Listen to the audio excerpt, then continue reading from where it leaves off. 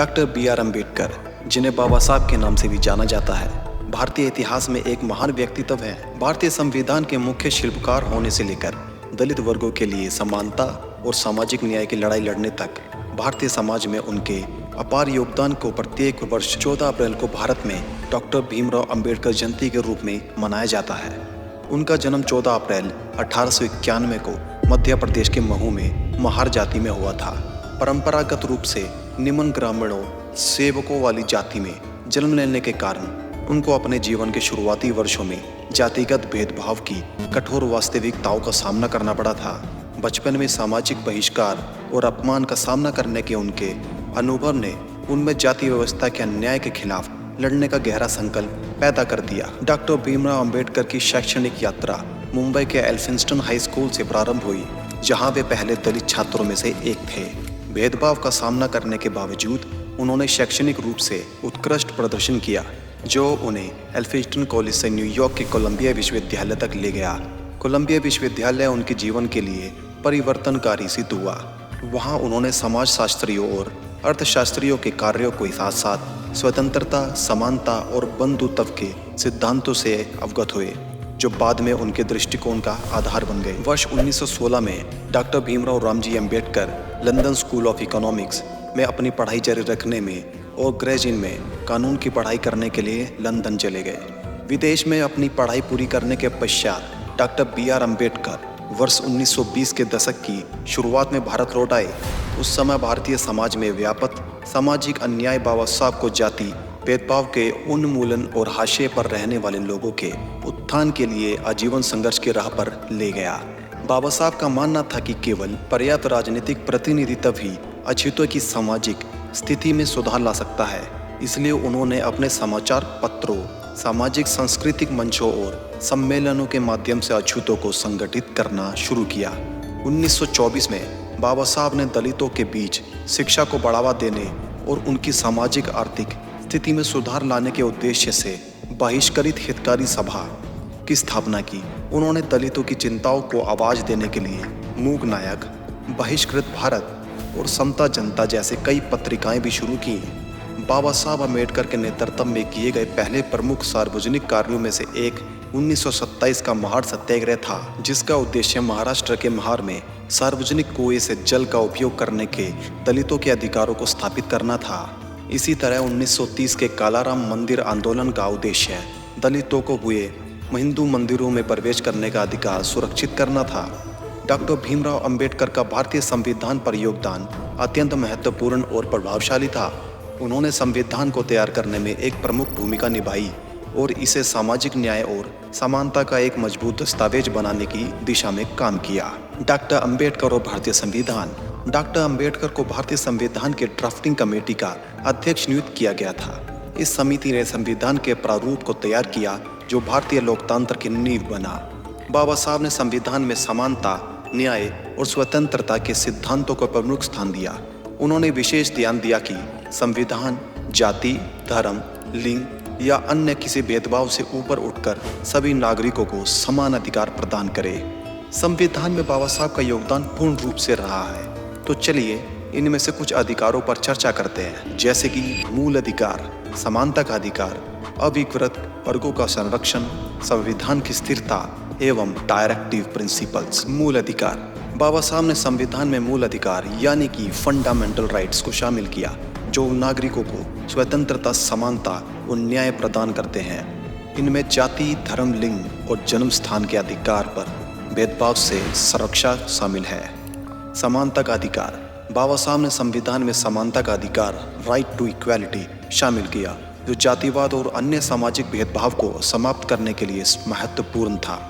अविकृत वर्गों का संरक्षण। उन्होंने अनुसूचित जातियों और अनुसूचित जनजातियों के अधिकारों की सुरक्षा के लिए विशेष प्रावधान किए। इसमें उनके लिए आरक्षित सीटों और विशेष लाभों की व्यवस्था शामिल थी।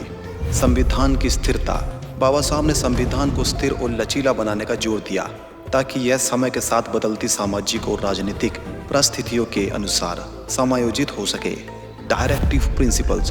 बाबा साहब ने संविधान में directive principles of state policy को भी शामिल किया, जो सरकार को सामाजिक और आर्थिक न्याय, सुनिश्चित करने के लिए मार्गदर्शन करते हैं। बाबा साहब ने संविधान को सामाजिक क्रांति के एक महत्वपूर्ण उपकरण के रूप में देखा।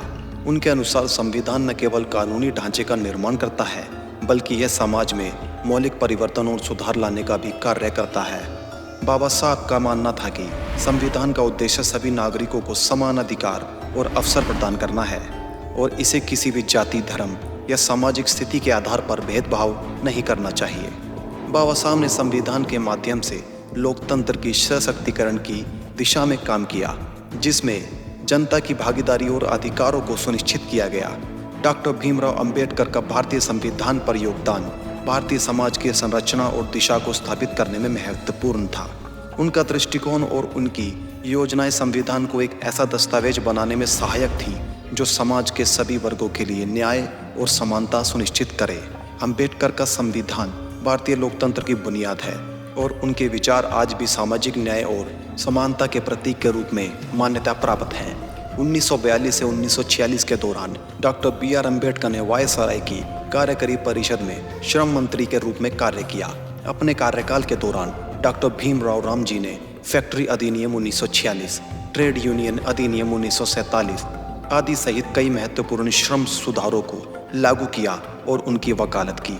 उन्होंने श्रमिकों के लिए सामाजिक सुरक्षा कार्यक्रमों की आधारशिला रखने में ही महत्वपूर्ण भूमिका निभाई। उन्होंने कर्मचारी राज्य बीमा ESI निगम और कर्मचारी भविष्य निधि योजना EPF के निर्माण का सक्रिय रूप से समर्थन किया। 1947 में भारत की स्वतंत्रता के पश्चात डॉक्टर B.R. अम्बेडकर को जवाहरलाल नेहरू की कैबिनेट में देश के प्रथम विधि एवं न्याय मंत्री के रूप में नियुक्त किया गया। इस क्षमता में उनका सबसे उल्लेखनीय योगदान हिंदू कोड बिल की शुरुआत थी, जिसका उद्देश्य हिंदू मामलों के व्यक्तिगत कानूनों को संहिताबद्ध एवं सुधार करना था तथा महिलाओं को व्यक्तिगत मामलों में समान अधिकार देना था। हालांकि बिल को संसद द्वारा पारित नहीं किया जा सका, जिसके कारण वर्ष 1951 में बाबा साहब ने नेहरू मंत्रिमंडल से इस्तीफा दे दिया। बुद्ध धर्म को अपनाना और उसके बाद के वर्ष सामाजिक न्याय और समानता की अपनी खोज में डॉक्टर B.R. अम्बेडकर बुद्ध की ओर चल पड़े। बौद्ध धर्म में रुचि उनके करियर की शुरुआत में ही प्रारंभ हो गई थी। उन्होंने विभिन्न दर्शनों और धर्मों का अध्ययन किया था।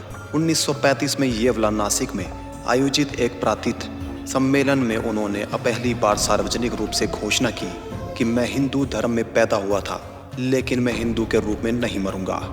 14 अक्टूबर 1956 को डॉक्टर भीमराव अंबेडकर ने नागपुर में आयोजित एक विशाल सार्वजनिक समारोह और औपचारिक रूप से बौद्ध धर्म अपना लिया। उनका निर्णय केवल एक व्यक्तिगत आध्यात्मिक विकल्प नहीं था, बल्कि एक राजनीतिक और सामाजिक कार्य भी था, जिसका उद्देश्य हिंदू जाति व्यवस्था को अस्वीकार करना था। इसके बाद डॉक्टर B.R. अम्बेडकर ने अपना शेष जीवन बौद्ध धर्म का प्रचार करने में लगाया।